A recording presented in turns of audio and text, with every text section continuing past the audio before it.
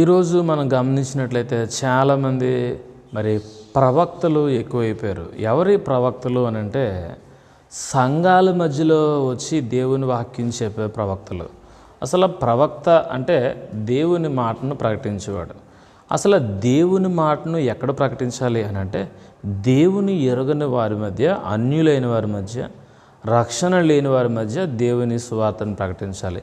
కానీ నేటి కాలంలో మనం గమనించినట్లయితే ప్రవక్త అని చెప్పుకునేవారు చేసే పనులు ఏంటి అని అంటే సంఘాలలో చేరి సంఘాల్లో ఉన్న వారికి ఛార్జీలు ఇచ్చి, వారికి దుప్పట్లు ఇచ్చి, వారికి చీరలు ఇచ్చి, వారికి భోజనాలు పెట్టి, వారిని ఆటోల్లోనూ కారులోనూ తిప్పుకొని వారందరినీ ఒక చోట పోగేసి వారు సేవ చేస్తున్నాం అని చెప్పుకుంటున్నారు.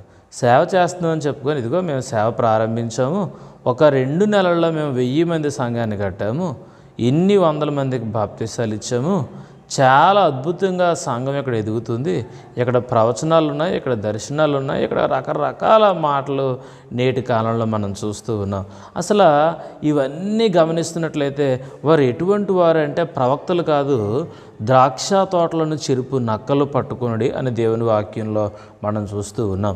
కాబట్టి ఈ నక్కలు ఏం చేస్తున్నాయి అని అంటే సింహం అప్పటిదాకా వేటాడి అది తినగా వదిలేసిన తర్వాత ఆ వేటాడి అది తినేసిన మాంసాన్ని పట్టుకొని నేను వీరురాల్ని, నేను గొప్ప వీరుడిని, ఈ జంతువుని నేనే వేటాడి చంపేశాను అని ఆ మేకపోతు గాంభీర్యం ప్రదర్శించినట్లుగా నేటి కాలంలో చాలామంది ఉద్యోగాలు చేసేవారు, డబ్బులు ఎక్కువైపోయిన వాళ్ళు చేసే పనులు ఏంటి అని అంటే ప్రవక్తలని చెప్పుకొని వారు అటు ఉద్యోగాన్ని వదలరు, సేవ వదలరు. నిజంగా ప్రవక్త అయితే నీ ఉద్యోగాన్ని వదిలిన అప్పుడు దేవుని పని చేయి, ఏమీ ఆశించకుండా దేవుని ఎరగని వారి మధ్యకి వెళ్ళి దేవుని సువార్త ప్రకటించు.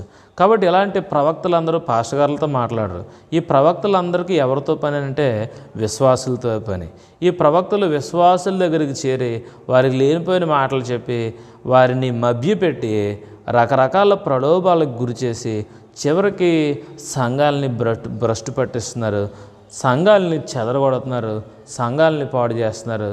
ప్రియమైన వారలారా, దేవుని చేతుల్లో పడుట బహు భయంకరము.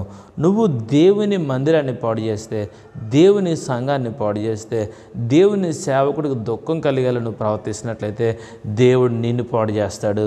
జాగ్రత్త.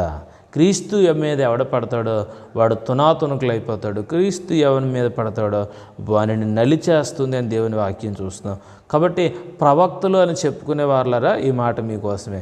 జాగ్రత్తగా మీరు దేవుని ఎరగని వారి